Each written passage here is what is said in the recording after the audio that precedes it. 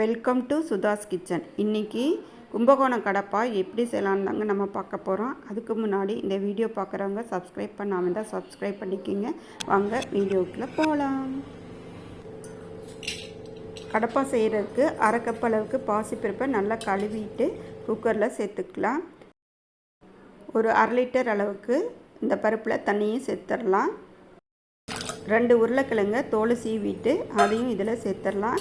அரை டீஸ்பூன் அளவுக்கு மஞ்சள்தூள், 3 பச்சை மிளகாயும் சேர்த்துட்டு குக்கரை மூடி அடுப்பில் வச்சு ஒரு 2 விசில் விட்டு எடுத்துக்கலாம். ரொம்ப அதிக விசில் விட்டோம்னா கொல கொலன்னு பசை மாதிரி ஆயிரும். அடுத்ததாக ஒரு மிக்சி ஜாரில் அரை கப் அளவுக்கு தேங்காய் துருவல் சேர்த்துக்கலாம். அடுத்தது 4 பச்சை மிளகாய், ஒரு அரை டீஸ்பூன் அளவுக்கு சோம்பு, கொஞ்சமாக முந்திரி சேர்த்துக்கலாம். கூடவே இஞ்சி பூண்டு கொஞ்சமாக சேர்த்துக்கலாம். இப்போ இதை நல்லா நைஸ் பேஸ்ட்டாக அரைச்சி எடுத்துகிட்டு வந்துடலாம். இப்போ நல்லா நைஸாக அரைச்சி எடுத்துகிட்டு வந்தாச்சு. இப்போ பாசிப்பருப்பும் நல்லா வெந்து வந்துருச்சு. உருளைக்கிழங்கு கொஞ்சம் முழுசாக இருக்கும். ஒரு மத்து வச்சு இது மாதிரி நல்லா மசிச்சு விட்டுக்கணும். இப்போ நல்லா மசிஞ்சு வந்துருச்சு. இதை தாளித்து விட்டுடலாம். ஒரு கடாயை அடுப்பில் வச்சு 2 டீஸ்பூன் அளவுக்கு எண்ணெய் விட்டுக்கலாம். ஆயிலில் அரை டீஸ்பூன் அளவுக்கு சோம்பு, சின்ன துண்டு பட்டை, 2 கிராம்பு சேர்த்து பொரிய விட்டுக்கலாம். கூடவே ஒரு பெரிய வெங்காயம், 2 வரமிளகாய், கொஞ்சம் கருவேப்பிலை சேர்த்து நல்லா வதக்கி விட்டுக்கலாம். வெங்காயம் நல்லா வதங்கி வந்தோடனே ஒரே ஒரு தக்காளி சேர்த்துட்டு அதையும் நல்லா குழஞ்சி வர வரைக்கும் நல்லா வதக்கி விட்டுக்கலாம்.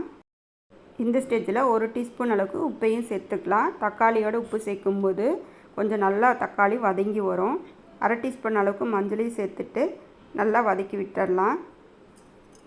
இந்த ஸ்டேஜில் நல்லா மசிச்சு வச்சுருக்கிற பாசிப்பருப்பையும் இதில் சேர்த்துக்கலாம். இப்போ இதுக்கு தேவையான அளவு தண்ணியும் விட்டு கலந்துக்கலாம். உங்களுக்கு எவ்வளோ குருமா தேவையோ அந்த அளவுக்கு கொஞ்சமாக தண்ணி விட்டு கலந்து விட்டுக்கலாம். இப்போ எனக்கு இந்த அளவுக்கு இருந்தால் போதும். இது கூட நம்ம அரைச்சி வச்ச தேங்காய் கலவையும் இதில் சேர்த்துடலாம். அதையும் நல்லா கலந்து விட்டுடலாம். இப்போ இது எல்லாத்தையும் நல்லா கலந்து விட்டுட்டு ஒரு கொதி வர வரைக்கும் வெயிட் பண்ணலாம். இப்போ நல்லா கொதி வந்துருச்சு. இப்போ இதில் அரை மூடி அளவுக்கு எலுமிச்சம்பழத்தை பிழிஞ்சு விட்டுக்கலாம். நம்ம ஒரு தக்காளி தான் சேர்த்துருக்கோம், அதனால கொஞ்சம் எலுமிச்சம்பழத்தை பிழிஞ்சு விட்டுருக்கேன். நீங்கள் 2 தக்காளி சேர்த்துக்கிட்டிங்கன்னா எலுமிச்சம்பழம் தேவையில்லை. அவ்வளோதாங்க, மலைச்சாரல் மாதிரி மல்லித்தலை தூவிட்டு இறக்கி விட்டுடலாம். இட்லி, தோசை, சப்பாத்திக்கு பொருத்தமான கடப்பா குருமா ரெடி ஆயிடுச்சு. இதை நீங்களும் செஞ்சு பார்த்துட்டு எப்படி இருக்குன்னு கமெண்ட் பண்ணுங்கள், லைக் பண்ணுங்கள், பிடிச்சிருந்தா ஷேர் பண்ணுங்கள், சப்ஸ்கிரைப் பண்ணுங்கள். தேங்க்யூ ஃபார் வாட்சிங்.